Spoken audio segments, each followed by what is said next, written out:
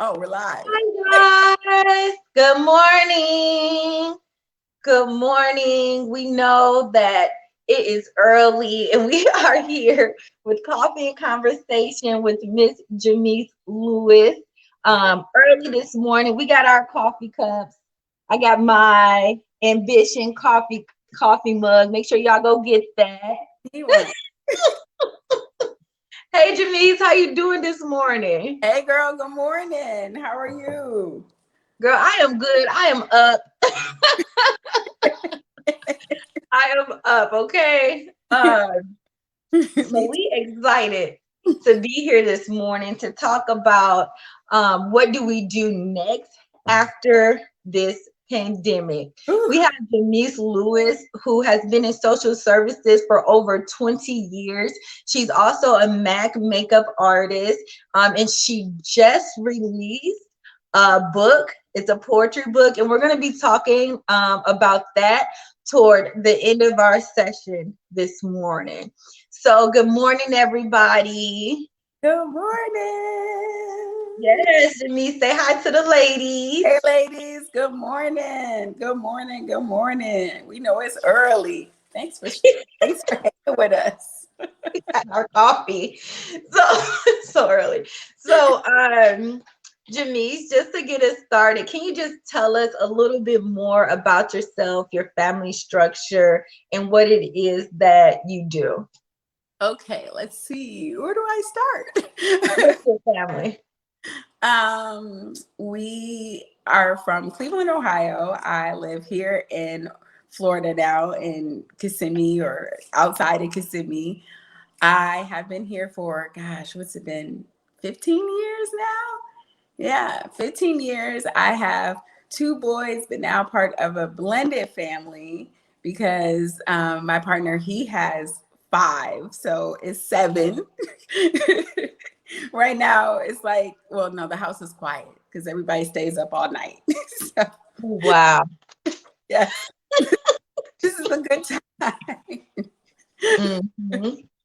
But I love it. I love it. I love it. I have been working in social services forever, currently probation officer, currently business owner, currently makeup artist, caterer, author, you name it. I got it. Oh, Yeah. and now I guess event coordinator.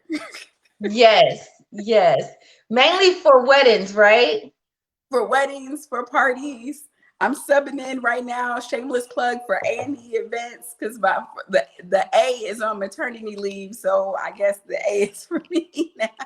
For you now. Right. So, with everything that's going on in the world, Jamise, what have been some of the challenges that you've had during this pandemic?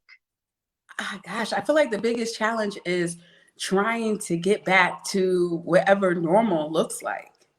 Mhm. Like being afraid to go into a public place or go back to the movies or do we go out or go to a restaurant. And now I'm kind of like, if it's too packed, I don't like it, I'm not going. If I see the cooks or the servers not wearing a mask, I'm not going, because now when you think of how fast germs have spread, I mean, I'm just even the common cold, someone sneezing, coughing in their arm, particles in the air, the mask made a huge difference. No one had a cold. Yes, there was COVID, but now it's like, shoot, now I didn't caught a cold. No.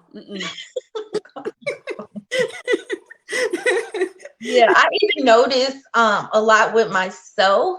Like sometimes if I go to the grocery store, I feel a little bit of anxiety because I'm around more people. So what I started to do was I started to slowly integrate myself back into society. And last night, I went to this event, and it was a really really good event. I just wanted to say that, and it was a lot of people there, but I felt really comfortable and I felt really safe. So I think what it looks like to each person about this new way of living is up to them and what they're comfortable with. Yeah, that's is so true. We went to the movies, what was it, a couple months ago with the church, but they rented out the theater because now you can rent out a theater for $99. Oh, wow. I didn't know that. Yeah, so if you want to see a movie, get you and your friends, everybody, 4 friends, everybody put in $25. You sit on 4 corners of the theater, and now you can watch a movie. Yeah, just that simple. Wow. That's a good idea. That's a really good idea.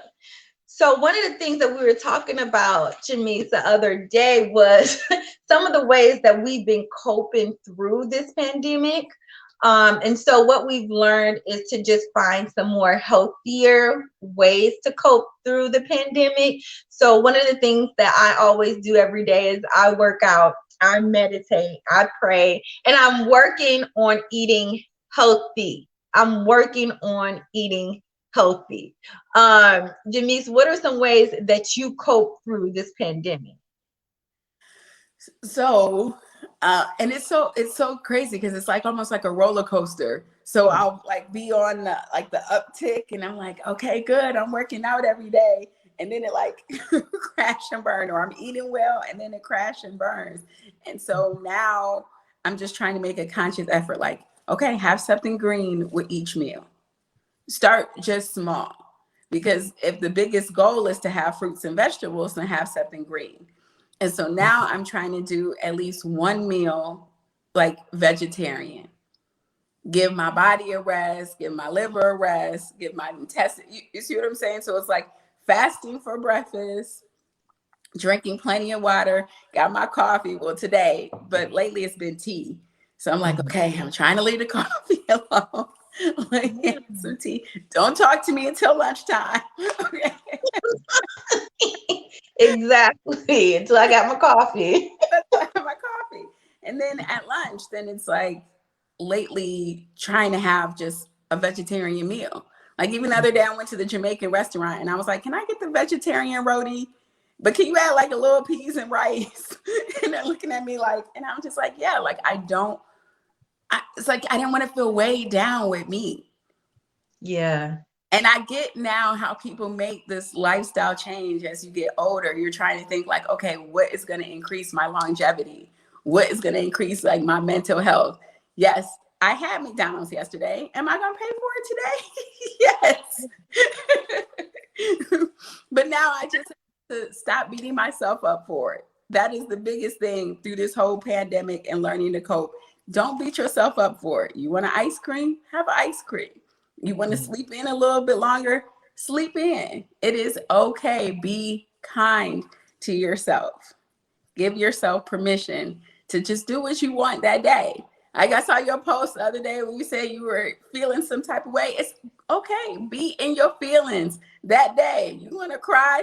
Put on The Imitation of Life, The Wiz. I got a list. The Imitation of Life, The Wiz, a Lifetime movie, and then get ready to like play some happy music. Because once you in it, you can stay in it for a little bit and cry, and then you got to get up and dance. Yeah, absolutely. And that's like we were having this conversation about we've been going through this for 2 years, almost 2 years, coming up on 2 years, you know? And so we've been grieving a lot and just kind of just getting through it and pushing through it, which is, which is great, but there's a lot of people who aren't able to recover, right? And so they still need hope. And that's why we created this message about just getting back to having a vision for your life. Just having a vision for your life, because there is still hope. You can still go out there and accomplish all your goals, all your dreams. So how do people get back to having that vision that they had before for their lives? Or are they just creating a new vision for their lives? Gosh, it's so hard. It is so hard to have somebody have a vision. It's almost like I'm battling it right now with my son. So it's really kind of painting the picture for him with options. Like, look, someone went to Google and now they're making 6 figures. that could be you. like, like it's really kind of showing somebody the options, and almost in a PowerPoint. Like people need to see, like, okay, here, someone started here, they did this, and like this is their end result. And then maybe even showing them a timeline of how long it took. Because it's easy to say, like, oh, well, so and so runs Amazon and he's a millionaire, or the other guy with Tesla. Like, it's so easy to see how they got there and see their accomplishments. But it's like, okay, yeah, they stayed up all night. So it's almost like, to have that vision, you got to like pick something and just try every day. And you have to keep saying, like, okay, I will do it. And there's days you're going to quit and you're going to throw it to the side. Look, that's why it took me 4 years to do this book. I'm like, I'm not doing it today. I'm not doing this. But like, once you hone in on it, you're like, okay, I'm going to finish. But I mean, I just feel so bad, because I feel like a lot of these kids in this generation is almost walking around here aimless. Like, there's just no vision. I mean, think about the violence, just shooting each other, killing each other, no reason, no care, place, person, thing, middle of the mall. Somebody got shot the other day here in the mall. And I'm just like there's kids, you see what I'm saying? Like, there's all types of people around. And it's like, you're not even thinking about what your future looks like. And then when it's time to go to jail, now we crying. It's like, well, you didn't know jail could have been a future plan. That's wow. Like, this is the bad future. Like, you could really spend the rest of your life living with men. Is this how you want to? It's like, I guess they feel like they're not even going to live past tomorrow. But if you show them, like, you're going to live, and this is going to be the consequences of living that way. It's like, we just need to keep painting the picture. Like you and I were talking earlier. When people see bigger than their world, take people on vacations with you, take the kids, take everybody. They need to see the vision, see, like, oh, okay, I can do this.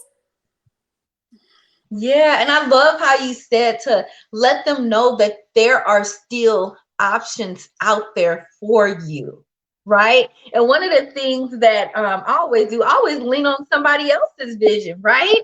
So if I don't have the vision at that time, I'm leaning on somebody else's vision who is really inspiring me, who are doing the things that I want to do in life until I can come up with my own vision. And like you said, like, I never thought about jail as a future option, and we want to make sure that these children and the teenagers and even adults don't even consider that as an option, and we give them hope that there is something for them out there. They do have purpose, and you can create a new vision for your life, and I think that's what God is doing, and what he had did last year was pushed everybody into purpose. Like you said, for 4 years you have been writing your book, right?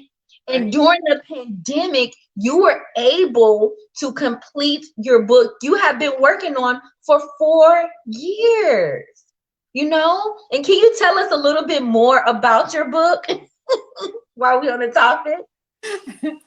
Okay, so it is a poetry book pretty much on love. Like, it is the conversations you've had with your girlfriend, the conversations you've had with yourself, the conversations you've had with the guy you was sleeping with, or the guy you was in a relationship with, or the guy you thought you was in a relationship with. It is literally my heart, your heart, all of our girlfriends' heart on display. So it is for that. It is for everything that you kind of wanted to say or didn't even know you knew how to say it, that, or just having a conversation with somebody else and you be like, oh, dang, that's how she felt. Yes, it is. It is everything. There's diary entries. I think dating back to like high school or something like that. Wow. Yes. I mean, some of the poems are dating back to like high school, freshman year in college. There's no particular, I don't put the dates on there because they'll be like, oh, I do see, here go a guy. I knew she was gonna put me in there. That one's about me. No. Right. And then at the end of each poem, I have like a postscripted. So it's like kind of give you again another insight of to what I was thinking when I wrote that, or where I was when I wrote that. So I'm excited about it. It's a couple haikus. It's just some pages has like one line, because everything doesn't have to be a poem. Everything doesn't have to be like a whole page. Took a long time to let that go too. Like, just it's okay. It could be one line. You can be fine with that. Wow. That's amazing. I am so proud of you. Like during the pandemic where everyone is feeling kind of lost, kind of confused, some people grieving, you took all of that was going on around you, right? And you said, you know what? I'm going to focus on purpose. I'm going to focus on completing my book, getting that done so I can help and serve others, right? So I love that you ended up doing that. So when does that poetry book, when does it launch? It officially comes out on the 22nd. I was like thinking of dates. I was so excited when I like finally uploaded. I was like, oh, I should do it today. And then I was like, I'll wait. I'll wait a couple days, a month, just so I could like, just in case you always got to go back and tweak a little bit here and there. So yes, so July 22nd, you can pre-order your copy right now on Kindle. I'll say probably for maybe before Christmas, maybe for Christmas, the actual paper book, because I still believe some people like to hold the book. I know we like Kindle because we can take it everywhere, but some people like paperback copies too. But the paper will all include more poems, and it will also be a chance for you to write your own poems in there too, or you to write your thoughts, because how many times have we read something and we're like, dag, now it inspired you to write something. Yeah, absolutely. And that's one of the things that I love to do is I love to journal, right? So what do you think, back to talking about the pandemic, what do you think is the biggest lesson that you have learned? Slow down. I learned to slow down and pay attention to what is actually in front of me. Like pay attention to today. Not necessarily, and kind of reflect on yesterday, but really pay attention to today and check in. This was a time like when we got to check in with our families and our friends and ourselves.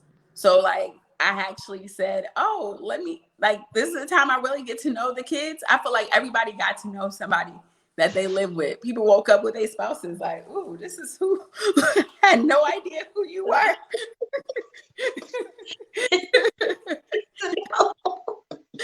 saying, look, think about how many divorces have happened or separate. People literally woke up with somebody who they had no idea because life had gotten in the way for 10 years or 5 years or however long. I will say out of this whole thing, it was such a blessing to have been with Carl, because I realized like, oh, I like you. Like we are good friends, because there was a time like where he wasn't working because of the pandemic, and then I was working, but then I had time. So it was like, Dad, like I actually enjoy spending time with you. And I'm sure there's some people who can't say the same, but for those who said that, it's good. Or I actually got to know who the kids were and see like how they function, or how, I think that's been the biggest thing, like to watch the growth, watch Josiah get up when school was virtual for a second, get up, do his virtual stuff, finish by noon, and then sleep the rest of the day. Like, see, you can do that as a career. Get up, get you a computer job, work half the day, and then relax the rest. Like, this could be a future. Right. And I think that's what a lot of people learned during the pandemic, that you don't have to get up and go to an office space. You can actually create the life that you desire working from home. And I think that was one of the biggest things that people learned was you can actually work from home and earn a living and actually have a productive lifestyle, right? And I think for a lot of people, it ignited like a dream or something. They're like, wait a minute, I don't have to, you mean to tell me I can get paid to do this? You mean to tell me there's SD and I can sit up here and make hats or something and just sell it? I think for a lot of people, this was a time to shine because I see like businesses and stuff suffering because nobody wants to work. And they're saying, oh, people aren't working, they're relying on unemployment. No, people have started their businesses. People have realized that I make more money staying at home stress-free than I do going here to this fast food job and you're yelling at me. People have really started to see their worth, I believe. I really believe people have started to see their worth. They're like, wait a minute, I was going to this job every day, stressed out, upset, hair falling out, whatever. And they're like, now, wait, I could work from home. I can start this business. I can make more money. People like my cookies, like anything, whatever, nail polish, whatever it is that you came up with, people were buying. And they're like, wait, this is the life. People learn their worth. And yes, the unemployment was such a blessing because that's a living wage. They're saying, oh, people just sitting at home, not working on purpose. They don't want to. It's a living wage. Mm-hmm. They're saying people were getting rich off of it. This is how much the minimum person right now with rent needs a like minimum of $40,000. Mm-hmm. Minimum just to pay the rent. This is not to ball out or to do all that. No, it's just to survive. So if you made that on unemployment, why wouldn't you stay home? And stress. Right. And now you realize like you got to spend time with the kids. People had a whole 2.5 years with kids that they were like, dang, I raised these kids. Everybody should give themselves a round of applause for being for a 1.5 years and surviving the stress, the headaches, everything. Yeah, because it was tough. And so how do people get unstuck, right? And create, like you were saying about some of the people who have recently become entrepreneurs, right? So everybody hasn't, become an entrepreneur. And it's understandable because it is not easy working full time, having children, being an entrepreneur, being an auntie, being in the church, everything, it's a lot going on in our lives, but for those who really have the passion for it and really want to start a business, what advice can you give them to get unstuck out their head and be able to start that business and go after that new vision for their life? Well, just like you said, to lean on someone else. So I don't know if she's watching, but so I watch, and I like kind of maybe stalk her from a distance, but at least I know her personally. So I watch Kelly. Why can't I think of her last name right now? She's part of the group. So I don't know if Kelly's watching. Good morning, Kelly, if you are watching, or if you go watch it later. And I kept asking her because, girl, she put out like a book. Mind you, she has like 5 kids, full-time job, full-time marriage, and put out like a whole marriage book. Okay. And is working on like marriage and sex book. And I'm like, when do you have the time? And when she was telling me her secret was literally to almost kind of prioritize the time, like write down, like almost like on an hourly basis of what you're going to work on. And I was like, wow. And then what else she said? Oh, and get a business coach. Get a business coach, get a life coach, get what's her name who came on, what was it last week? The affirmation manifestation coach. Yes. I mean, you need a team to get unstuck. You need your girlfriends. You need somebody to be like, hey, okay, so now what my manifesting is myself, someone to say, hey, come on, let's work out today.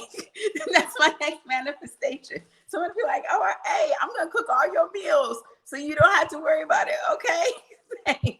Right. So that goes back to surrounding yourself in the right environment, surrounding yourself by the right people, hiring coaches to help you get unstuck and be able to clarify what it is that you want to do and help you move your life forward. Yes. Right?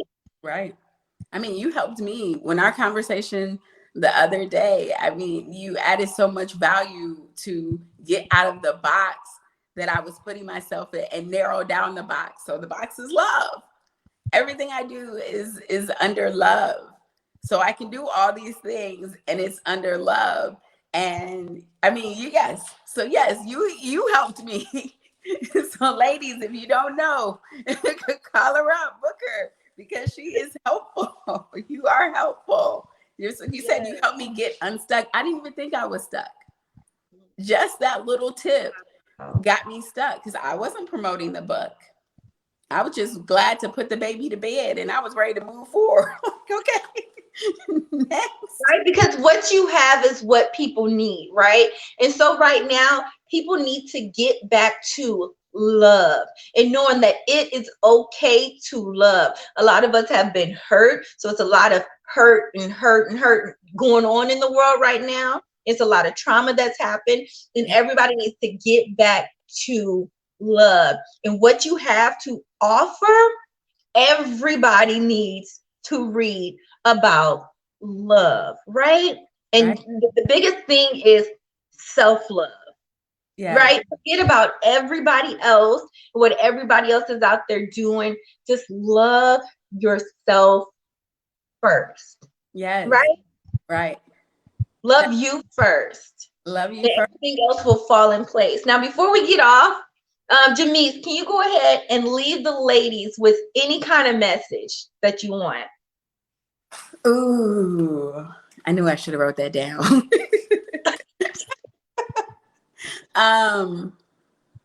Free yourself from all like the hurt and the shame. Free yourself from shame.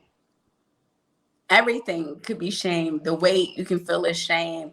The past relationship, the childhood shame, the parent shame, the girlfriend shame, work shame. Free yourself from shame. And as soon as you free yourself, then nothing else matters. And literally, like, people will come up to me at work and be like, "Ooh, you're just so nonchalant. You don't care." It's not that I don't care. I understand my worth. And I understand that I'm adding something here to the company. But if you don't need me anymore, you ain't hurt my feelings.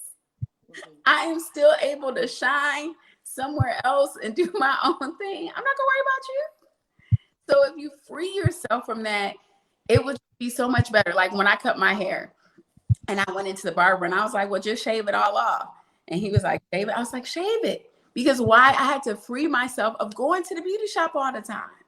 I had to free myself of, you know how stressful it is to like want to work out and you worried about your hair and I want to swim and hair. And I'm like, look, we'll shave it. I don't need this hair. And it feels so good to get up and just brush it down and go. And if I want hair, I could put a wig on. I could get a quick weave. It's not the end, but it was so freeing. Now I can work out and not have to worry about it. Now I can do all these things and not have to worry about it. And still cute. Put some makeup on. You'll be cute. Get your lipstick. Yeah, so it reminds me of you know how in church they tell you to lay your burdens down. Yes. Lay your burdens down and free yourself. Because right now we are walking around with heavy loads, with the world on our shoulders. And what we have to do, like Jamise just said, is free yourself of all of that, right? That stress, that anxiety, that depression, everything. Just free yourself of it. Give it to God. Let Yes. it go. Surround yourself around people, Mhm. right? Who are looking to transform their lives and Yes. create in this new world. It's a new world, Janice. We're in a new world right now, I don't even know right? what it look like. Filled with new opportunities. So y'all go out there and be your best self. All right, ladies. Y'all have a good Sunday. Thank you, Janice. Thank you, Kira. Love you. Bye, ladies.